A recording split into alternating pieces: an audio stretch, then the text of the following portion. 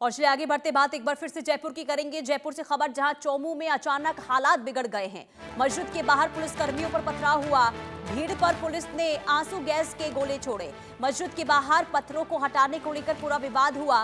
Police छावनी में तब्दील हुआ है चौमू बस स्टैंड और अफवाह फैलाने वालों के खिलाफ कार्रवाई भी होगी, ये आश्वासन दिया गया है। तो द्रव्यों की तलाश अभी पुलिस कर रही है, लेकिन उससे पहले बता दें माहौल बहुत ज्यादा तनावपूर्ण बना हुआ है।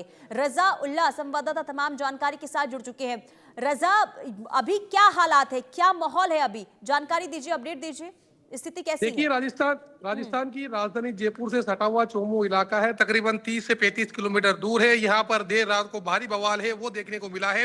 दरअसल कल सुबह 10 बजे से जो मस्जिद के बाहर अतिक्रमण यानी पत्थर हो रखे थे, उन तमाम पत्थरों को हटाने की जो कार्रवाई है वो प्रशासन की तरफ से अंजाम दी जा रही थी। बाकायदा पिछले कुछ दिनों से लगातार चाहे से पुलिस प्रशासन की बात की जाए, उन लोगों के साथ में समुदाय विशेष के लोगों की जो मीटिंग है वो लगातार जारी थी। ऐसे में कहा जा सकता है कि जो चौमू इलाका है वहां पर जो बवाल है वो देखने को मिला है। लोहे की एंगल लगाने की बात को लेकर पूरा जो विवाद है वो शुरू हुआ था। हालांकि समुदाय के विशेष के लोगों ने लोहे की एंगल भी हटा दी थी, लेकिन उसके बाद अचानक इस तरीके से हालात क्यों खराब हो गए, क्या रहा, दूसरे पक्ष के लोग भी मौके पर पहुंच गए, विरोध करने लगे एंगल लगाने का। एंगल्स वगैरह की तमाम चीजों को हटा दिया गया, जिसके बाद फिलहाल बड़ी अपडेट ये निकलकर सामने आ रही है कि पूरे इस घटनाक्रम के अंदर 6 पुलिसकर्मी घायल हो चुके हैं। चौमू इलाके में इंटरनेट जो सेवाएं हैं वो 24 घंटे के लिए बंद कर दी गई है। बाकायदा जो संभागीय आयुक्त है उनकी तरफ से ये पूरे आदेश है वो जारी किए गए हैं। स्पेशल कमिश्नर राहुल प्रकाश मौके पर मौजूद है।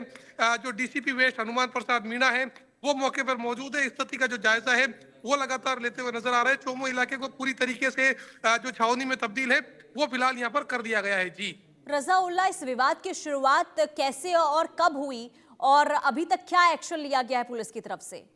देखिए, पूरे मामले को लेकर कई लोगों को पुलिस की तरफ से राउंड अप कर लिया गया है। कल सुबह 10 बजे से मस्जिद के बाहर से जो पत्थर हटाने की कार्रवाई है वो प्रशासन की तरफ से अंजाम दी जा रही थी। कहा जा सकता है कि रात को तकरीबन 6-7 बजे के करीब जो लोहे की एंगल है वो अतिक्रमण हटाने के बाद लगाई गई थी।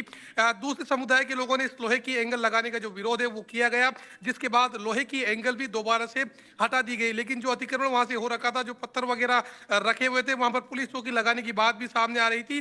पुलिस की तरफ से जो वहां पर ढांचा रखा जाना था अपनी चौकी के लिए, उस ढांचे को भी पुलिस ने वहां से हटा लिया। दोबारा से पत्थर वहां पर रख दिए गए। ऐसे में दो समुदाय के लोग भी आमने सामने हो गए। ऐसे में जमकर पथराव हुआ। पथराव होने के बाद जो पूरा घटनाक्रम है वो सामने आया। रात को 3 बजे के करीब आंसू गैस के गोले दागे गए।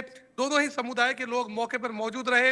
अब फिलहाल कुछ लोगों को पुलिस की तरफ से राउंड अप कर लिया गया है। जो आगे की जांच है वो पुलिस की तरफ से की जा रही है। जी यानी कि अभी तक किसी की गिरफ्तारी नहीं हुई। लेकिन रजा, अब ये जो माहौल अचानक से खराब हुआ और भारी संख्या में हमने तस्वीरों में देखा ये भीड़ इकट्ठा हुई है, ये क्या सभी गांव के ही रहने वाले थे?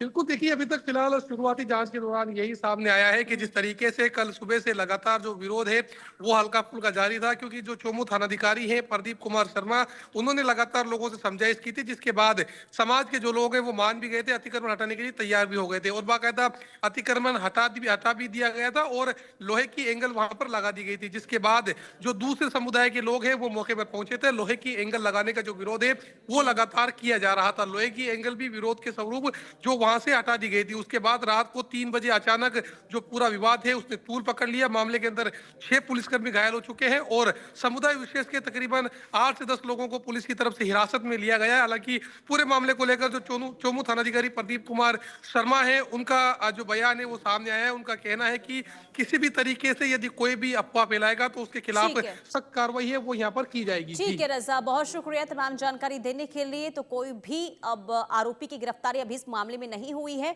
एक्शन लगातार जारी है। देखना यही होगा कि आरोपियों तक कब तक पुलिस पहुंच पाती है। आगे बढ़ते हैं, खबर राजस्थान से ही है जहां चूरू में मिलावटखोरों पर बड़ा एक्शन हुआ है। सुजानगढ़ में